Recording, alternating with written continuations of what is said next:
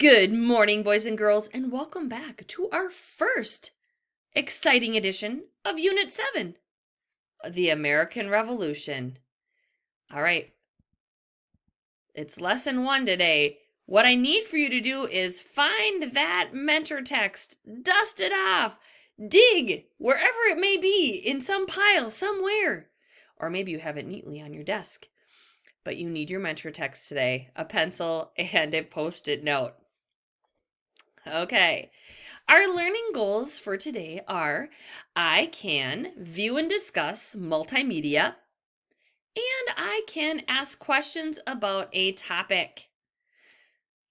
All right. So here we go. In this, I just want you to observe. Focus on what you see. Without any sound, just focus on what you see.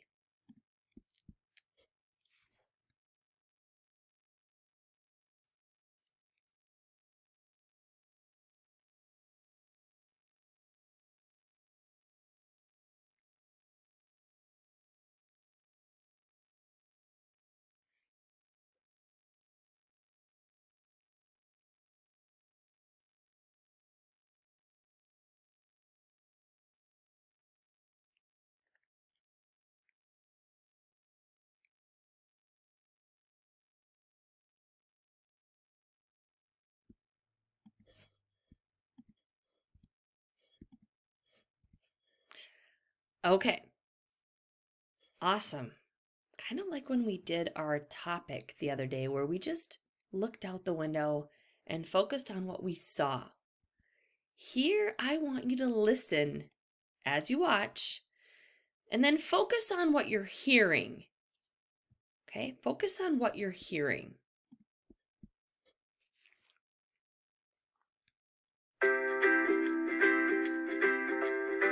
The American Revolution.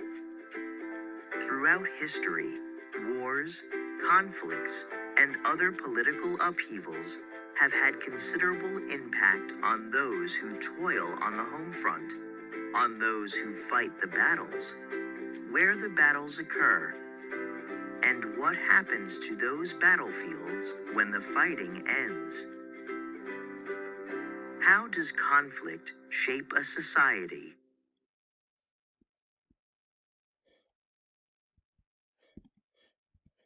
Okay, so in this unit, we are going to learn about how conflict can shape society. In particularly the early American society, when our country was first being formed.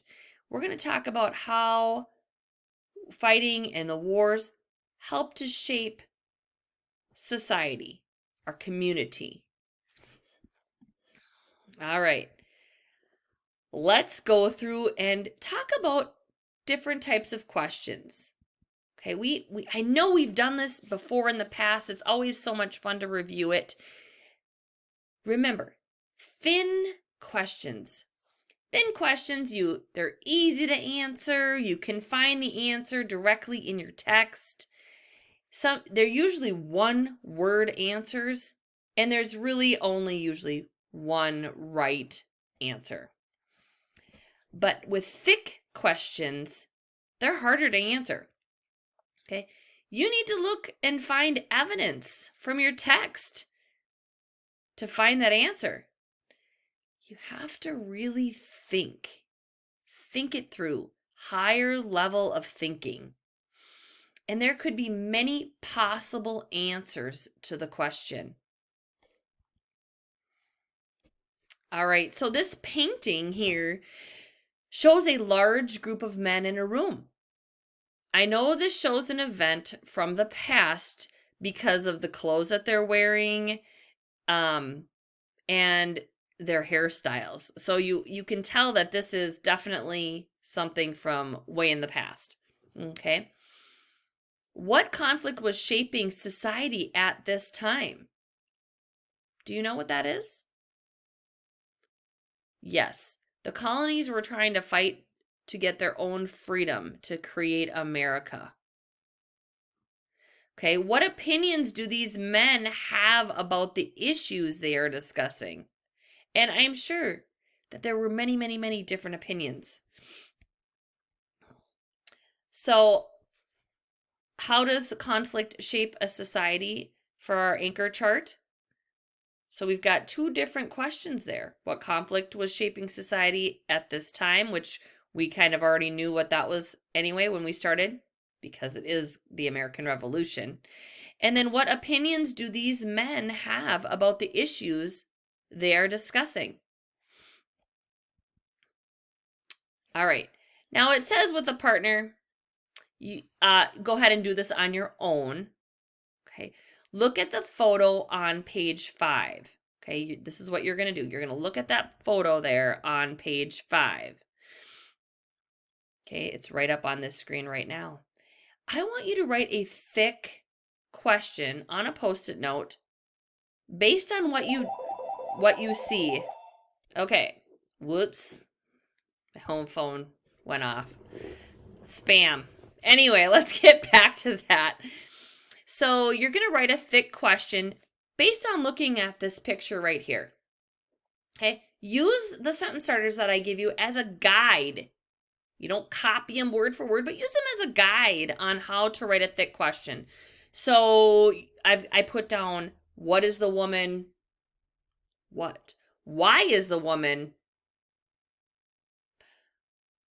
What? When did this conflict? Why did blank decide to blank, and how did blank affect blank?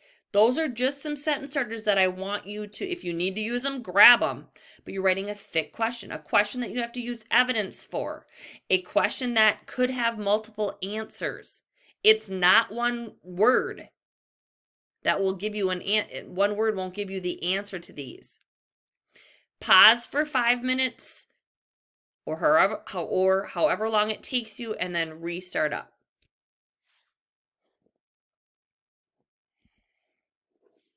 All right, so we're going to evaluate our learning. Are we a 4, a 3, a 2, or a 1 that I can view and discuss multimedia, and I can ask questions about a topic? Give yourself a number, and I will see you again tomorrow.